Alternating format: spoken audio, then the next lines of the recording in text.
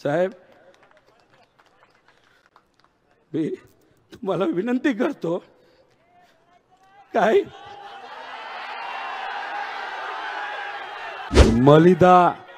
मलिदा गँगचा एक मोठा सदस्य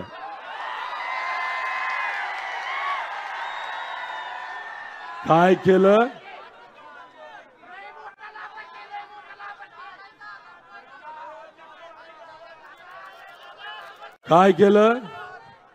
काय केलं तर मटका फोडला. मटका कधी फोडला जातो?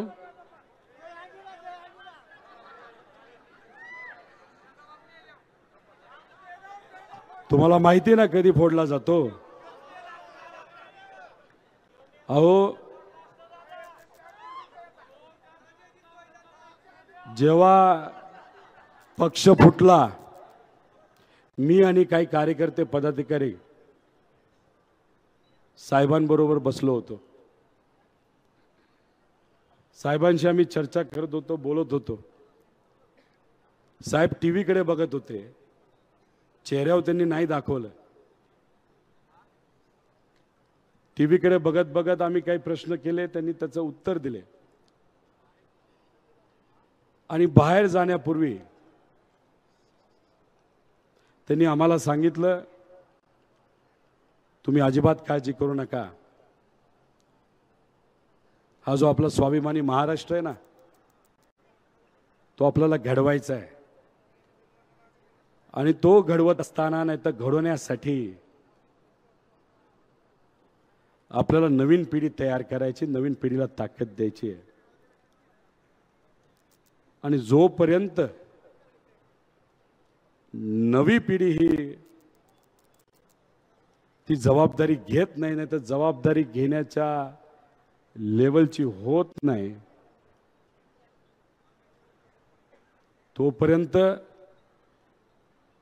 मी माझे डोळे मिटणार नाही, असे पवार साहेबांचे शब्द होते.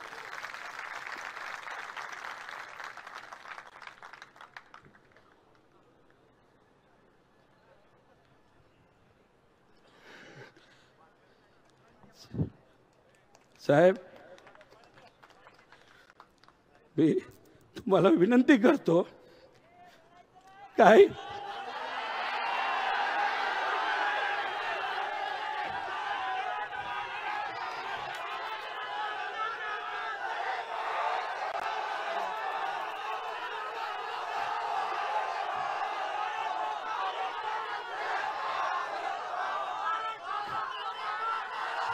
साहेब, मी तुम्हाला विनंती करतो, हे जे वक्तव्य तुम्ही केलं ते कृपा करून तुम्ही परत करू नका. तुम्ही आमचा जीव आहात, तुम्ही आमची आत्मा आहात.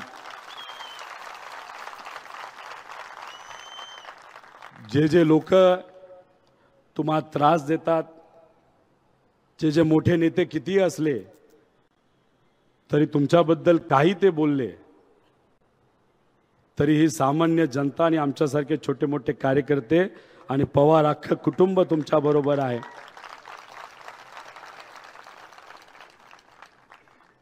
स्वार्थासाठी नाही साहेब आम्ही लढत. कदाचित मला सुद्धा मंत्रिपदाची संधी मिळू शकली असते.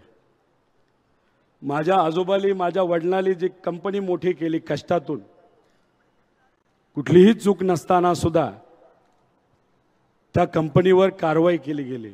आणि मला माहित होतं, मी जर सत्तेत गेलो असतो तर कारवाई झाली नसती.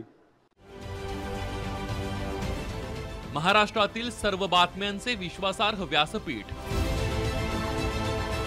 सकाळच्या सर्व सोशल मीडिया प्लॅटफॉर्मला लाईक, फॉलो आणि सबस्क्राईब करा. तसंच सर्व नोटिफिकेशनसाठी बेल आयकॉन प्रेस करायला विसरू नका.